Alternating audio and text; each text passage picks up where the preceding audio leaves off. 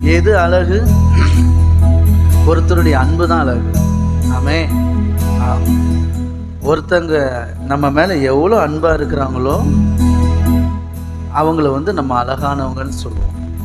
அவங்க நமக்கு ரொம்ப அழகா தெரிவாங்க.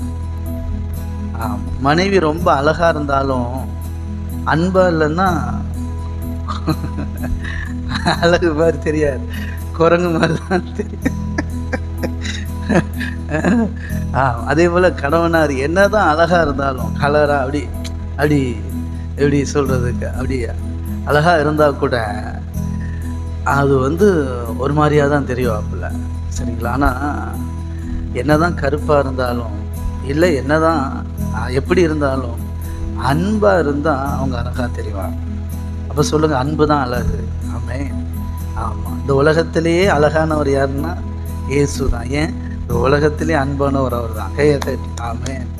ஆமாம், யார் ரொம்ப அன்பாக இருக்கிறாங்களோ அவங்க ரொம்ப அழகாக இருப்பாங்க, சீரியஸாகவே அழகாக இருப்பாங்க. ஆமேன். அன்பானவர்களுடைய ஃபேஸே அழகாக இருக்கும். ஆமேன். அல்லேலூயா. கர்த்தர் நல்லவர். அதுக்கு எடுத்துக்காட்டி இயேசு கிறிஸ்து தான். ஆமேன். இயேசு கிறிஸ்து அவ்வளோ அன்பானவர், அதனால அவர் அழகானவர். ஆமேன். ஓகே, நீங்கள் எந்த அளவுக்கு தேவனிடத்திலும் மற்றவரிடத்திலும் அன்பானவங்களாம் மாறுறீங்களோ அந்த அளவுக்கு மற்றவங்க கிட்ட நீங்கள் அழகானவங்களாம் மாறுவீங்க. சீரியஸா. ஆமேன். ஆமாம். எத்தனை நம்புறீங்க?